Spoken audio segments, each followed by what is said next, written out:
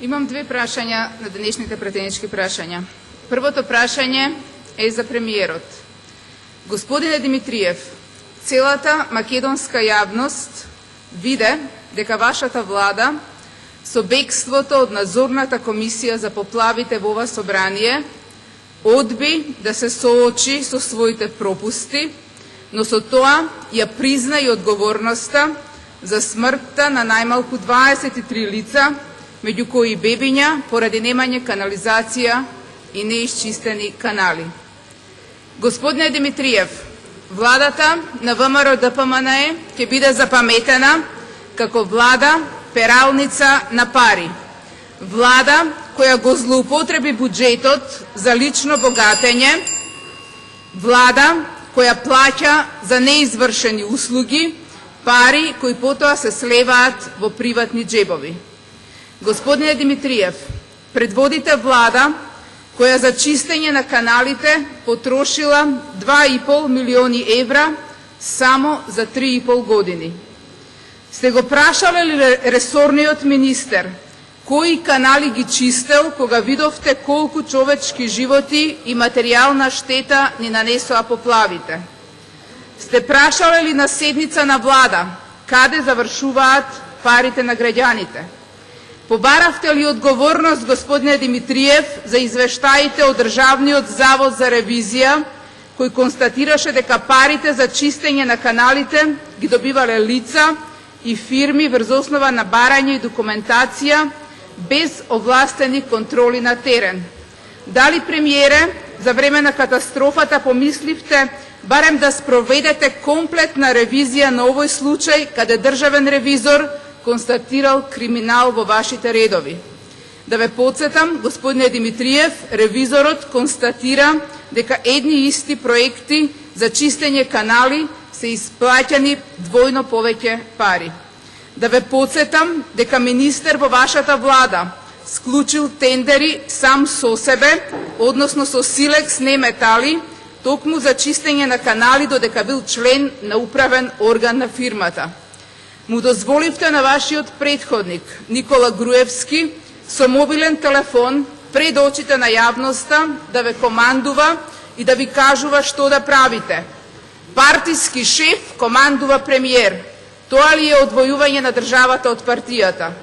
Наместо тој да ве прашува и да ви наредува, зошто, господине Димитриев, не го прашавте Груевски? Зошто не ги имплементирал законите? Зошто не ги донел сите стратешки документи и подзаконски акти и не ги презел сите активности за подготовка за заштита од поплави? Дали е направена поделба на надлежности меѓу институциите вклучени во системот на управување со водите и дали е воспоставена соработка меѓу нив? Дали е обезбеден систем за рано известување и тревожење? Дали бил свесен за постоење и појава на ерозија и дали барал да се превземат мерки за намалување на соголеното земјиште? Зошто ја пуштил свечено во употреба обиколницата, иако знаел дека само неколку дена пред тоа било поплавено населението во Стајковци? Дали сечењето ленти му било поважно од човечките животи? Му поставивте ли барем едно од овие прашања?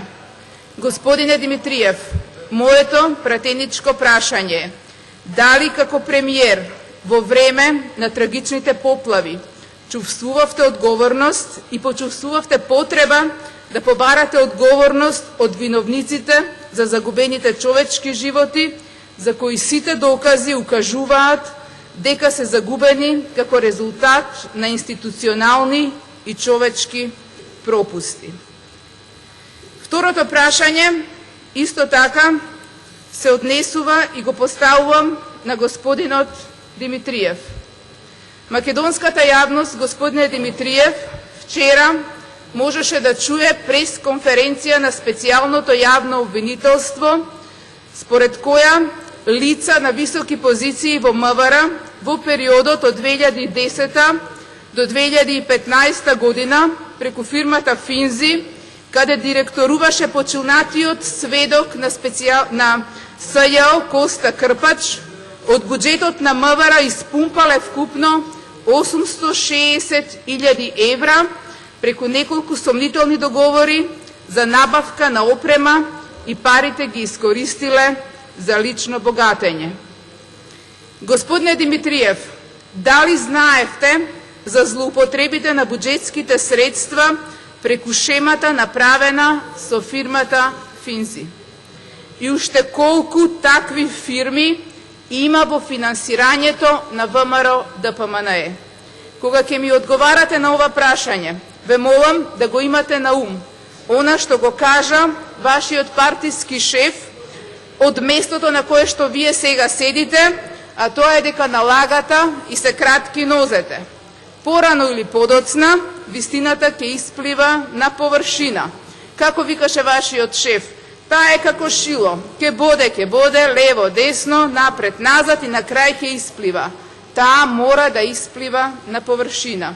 Значи, господине Димитриев, дали знаевте за злоупотребите на буџетските средства преку шемата направена со фирмата Финзи и уште колку такви фирми има во финансирањето на ВМРО ДПМНЕ? Благодарам.